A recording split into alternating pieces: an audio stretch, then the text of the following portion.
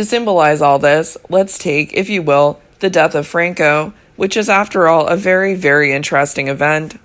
It is very interesting because of the symbolic values it brings into play, because the man who died had, as you know, exercised the sovereign right of life and death with great savagery, was the bloodiest of all the dictators, wielded an absolute right of life and death for 40 years, and at the moment when he himself was dying, he entered the sort of new field of power over life, which consists not only in managing life, but in keeping individuals alive after they are dead. And thanks to a power that is not simply scientific prowess, but the actual exercise of the political biopower established in the 18th century, 1700s, we have become so good at keeping people alive that we've succeeded in keeping them alive when, in biological terms, they should have been dead long ago. And so the man who had exercised the absolute power of life and death over hundreds of thousands of people fell under the influence of a power that managed life so well, that took so little heed of death, and he didn't even realize that he was dead, and was kept being alive after his death. I think that this minor but joyous event symbolizes the clash between two systems of power, that of sovereignty over death, and that of the regularization of life. I would now like to go back to comparing the regulatory technology of life and the disciplinary technology of the body I was telling you about a moment ago. From the 18th century, 1700s onward, or at least the end of the 18th century onward, we have then two technologies of power which were established at different times and which were superimposed. One technique is disciplinary. It centers on the body, produces individualizing effects, and manipulates the body as a source of forces that have to be rendered both useful and docile. And we also have a second technology, which is centered not upon the body but upon life, a technology which brings together the mass effects characteristic of a population, which tries to control the series of random events that can occur in a living mass, a technology which tries to predict the probability of those events by modifying it if necessary, or at least to compensate for their effects. This is a technology which aims to establish a sort of homeostasis, not by training individuals, but by achieving an overall equilibrium that protects the security of the whole from internal dangers. So, a technology of drilling, as opposed to, as distinct from, a technology of security, a disciplinary technology, as distinct from a reassuring or regulatory technology. Both technologies are obviously technologies of the body, but one is a technology in which the body is individualized as an organism endowed with capacities, while the other is a technology in which bodies are replaced by general biological processes. One might say this: it is as though power, which used to have sovereignty as its modality or organizing schema, found itself unable to govern the economic and political body of a society that was undergoing both a demographic explosion and industrialization. So much so that far too many things were escaping the old mechanism of the power of sovereignty, both at the top and at the bottom, both at the level of detail and at the mass level. A first adjustment was made to take care of the details. Discipline had meant adjusting power mechanisms to the individual body by using surveillance and training. That, of course, was the easier and more convenient thing to adjust. That is why it was the first to be introduced, as early as the 17th century, 1600s, or the beginning of the 18th, 1700s, at a local level, in intuitive, empirical, and fragmented forms, and in the restricted framework of institutions such as schools, hospitals, barracks, workshops, and so on. And then at the end of the 18th century, 1700s, you have a second adjustment. The mechanisms are adjusted to phenomena of population, to the biological or biosociological processes characteristic of human masses. This adjustment was obviously much more difficult to make because it implied complex systems of coordination and centralization. So we have two series, the body, organism, discipline, institutions series, and the population, biological processes, regulatory mechanisms, state. An organic institutional set, or the organo-discipline of the institution, if you like, and, on the other hand, a biological and statist set, or bioregulation by the state. I am not trying to introduce a complete dichotomy between state and institution, because disciplines in fact always tend to escape the institutional or local framework in which they are trapped. What is more, they easily take on a statist dimension in apparatuses such as the police, for example, which is both a disciplinary apparatus and a state apparatus, which just goes to prove that discipline is not always institutional. In similar fashion, the great overall regulations that proliferated throughout the 19th century, 1800s, are, obviously enough, found at the state level, but they are also found at the sub-state level in a whole series of sub-state institutions such as medical institutions, welfare funds, insurance, and so on. That is the first remark I would like to make.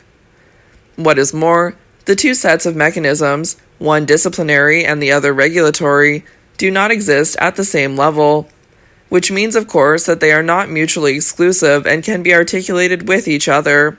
Take one or two examples. Take, if you like, the example of the town, or, more specifically, the rationally planned layout of the model town, the artificial town, the town of utopian reality that was not only dreamed of but actually built in the 19th century, 1800s. What were working-class housing estates as they existed in the 19th century? One can easily see how the very grid pattern, the very layout, of the estate articulated, in a sort of perpendicular way, the disciplinary mechanisms that controlled the body, or bodies, by localizing families, one to a house, and individuals, one to a room.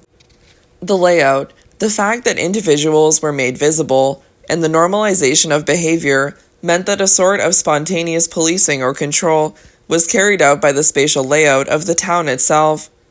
It is easy to identify a whole series of disciplinary mechanisms in the working class estate, and then you have a whole series of mechanisms which are, by contrast, regulatory mechanisms, which apply to the population as such and which encourage patterns of saving related to housing, to the renting of accommodations and, in some cases, their purchase. Health insurance systems, old age pensions, rules on hygiene that guarantee the optimal longevity of the population, the pressures that the very organization of the town brings to bear on sexuality and therefore procreation, childcare, education, etc. So you have certain disciplinary measures and certain regulatory mechanisms. Take the very different, though it is not altogether that different, take a different axis, something like sexuality. Basically, why did sexuality become a field of vital strategic importance in the 19th century, 1800s? I think that sexuality was important for a whole host of reasons, and for these reasons in particular. On the one hand, sexuality, being an eminently corporeal mode of behavior, is a matter for individualizing disciplinary controls that take the form of permanent surveillance, and the famous controls that were, from the late 18th, 1700s, to the 20th, 1900s century, placed both at home and at school on children who masturbated, represent precisely this aspect of the disciplinary control of sexuality. But because it also has procreative effects, sexuality is also inscribed, takes effect, in broad biological processes that concern not the bodies of individuals, but the element, the multiple unity of the population. Sexuality exists at the point where body and population meet, and so it is a matter for discipline, but also a matter for regularization. It is, I think, the privileged position it occupies between organism and population, between the body and general phenomena, that explains the extreme emphasis placed upon sexuality in the 19th century, 1800s. Hence, too, the medical idea that when it is undisciplined and irregular, sexuality also has effects at two levels. At the level of the body, of the undisciplined body that is immediately sanctioned by all the individual diseases that the sexual debauchee brings down upon himself. A child who masturbates too much will be a lifelong invalid, disciplinary sanction at the level of the body.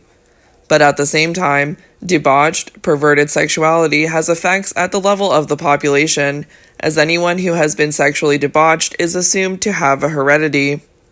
Their descendants also will be affected for generations, unto the seventh generation, and unto the seventh of the seventh, and so on. This is the theory of degeneracy. Given that it is the source of individual diseases, and that it is the nucleus of degeneracy, Sexuality presents the precise point where the disciplinary and the regulatory, the body and the population, are articulated. Given these conditions, you can understand how and why a technical knowledge such as medicine, or rather the combination of medicine and hygiene, is in the 19th century, if not the most important element, an element of considerable importance, because of the link it establishes between scientific knowledge of both biological and organic processes, or in other words, the population and the body, and because, at the same time, medicine becomes a political intervention technique with specific power effects. Medicine is a power knowledge that can be applied to both the body and the population, both the organism and biological processes, and it will therefore have both disciplinary effects and regulatory effects. In more general terms still, we can say that there is one element that will circulate between the disciplinary and the regulatory, which will also be applied to body and population alike, which will make it possible to control both the disciplinary order of the body and the aleatory events that occur in the biological multiplicity.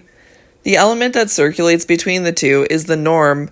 The norm is something that can be applied to both a body one wishes to discipline and a population one wishes to regularize. The normalizing society is therefore not, under these conditions, a sort of generalized disciplinary society whose disciplinary institutions have swarmed and finally taken over everything. That, I think, is no more than a first and inadequate interpretation of a normalizing society. The normalizing society is a society in which the norm of discipline and the norm of regulation intersect along an orthogonal articulation. To say that power took possession of life in the 19th century, 1800s, or to say that power at least takes life under its care in the 19th century, is to say that it has, thanks to the play of technologies of discipline on the one hand and technologies of regulation on the other, succeeded in covering the whole surface that lies between the organic and the biological, between body and population. We are then in a power that has taken control of both the body and life, or that has, if you like, taken control of life in general, with the body as one pole and the population as the other.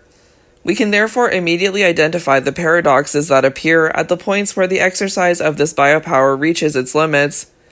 The paradoxes become apparent if we look, on the one hand, at atomic power, which is not simply the power to kill, in accordance with the rights that are granted to any sovereign, millions and hundreds of millions of people. After all, that is traditional. The workings of contemporary political power are such that atomic power represents a paradox that is difficult, if not impossible, to get around. The power to manufacture and use the atom bomb represents the deployment of a sovereign power that kills, but it is also the power to kill life itself. So the power that is being exercised in this atomic power is exercised in such a way that it is capable of suppressing life itself, and therefore to suppress itself insofar as it is the power that guarantees life. Either it is a sovereign and uses the atom bomb, and therefore cannot be power, biopower, or the power to guarantee life, as it has been ever since the 19th century, 1800s, or, at the opposite extreme, you no longer have a sovereign right that is in excess of biopower, but a biopower that is in excess of sovereign right. This excess of biopower appears when it becomes technologically and politically possible for man not only to manage life, but to make it proliferate, to create living matter, to build the monster, and ultimately to build viruses that cannot be controlled and that are universally destructive. This formidable extension of biopower, unlike what I was just saying about atomic power, will put it beyond all human sovereignty. You must excuse this long digression into biopower, but I think that it does provide us with a basic argument that will allow us to get back to the problem I was trying to raise.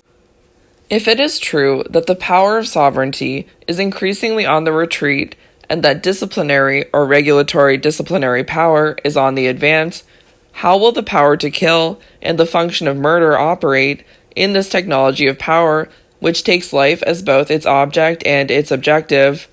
How can a power such as this kill, if it is true that its basic function is to improve life, to prolong its duration, to improve its chances, to avoid accidents, and to compensate for failings? How, under these conditions, is it possible for a political power to kill, to call for deaths, to demand deaths, to give the order to kill, and to expose not only its enemies but its own citizens to the risk of death. Given that this power's objective is essentially to make live, how can it let die? How can the power of death, the function of death, be exercised in a political system centered upon biopower?